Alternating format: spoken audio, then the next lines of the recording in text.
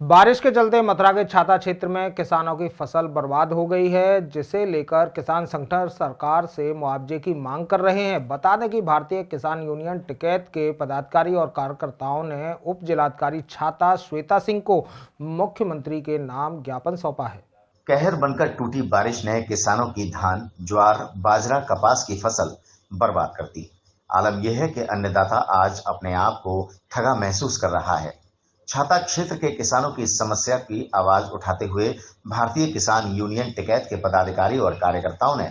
तहसील छाता में उप जिलाधिकारी श्वेता सिंह के जरिए मुख्यमंत्री के नाम एक ज्ञापन सौंपा है, जिसमें किसानों को क्षतिपूर्ति राशि दिलाई जाने की पुरजोर मांग की गई है। क्योंकि 2 दिन से लगातार बरसात हो रही है क्षेत्र में, पकी हुई फसल जो है धान की या अन्य फसलें जो है यहाँ जो किसान बो रहे हैं तो लगभग पूरी तरह नष्ट हो चुकी है। उस स्थिति में मैं तो रात भर परेशान रहा कि किसान किस तरीके से नींद भी आ रही होगी, या हम लोग ही परेशान थे, हमारा भी खेत है। तो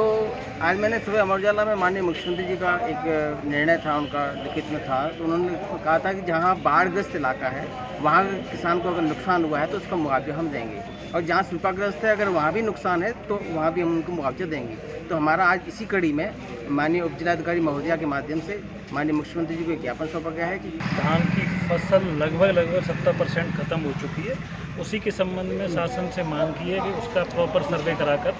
और किसानों को उचित मुआवजा सरकार से उपलब्ध कराया जाए किसानों का। क्योंकि किसान हमारे, जब एक समय देश में ऐसा आया था कोरोना का, तो उस समय जब कोई नहीं था, उस समय किसानों की फसल के ऊपर ही तो हम डिपेंड थे।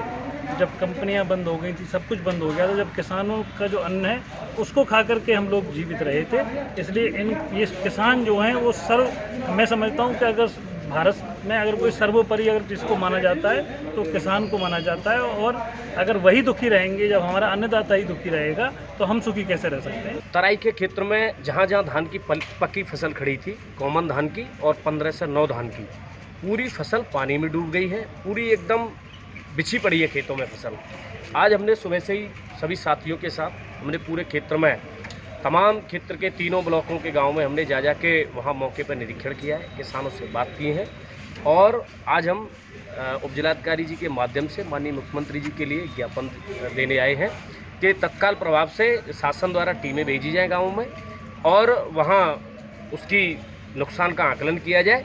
और हमने मांग रखी है कि किसानों को कम से कम, क्योंकि इस बार फसल का रेट भी ठीक है, धान का भी रेट ठीक है, कपास का भी रेट ठीक है, तो किसानों को कम से कम 50,000 रुपये पर एकड़ के हिसाब से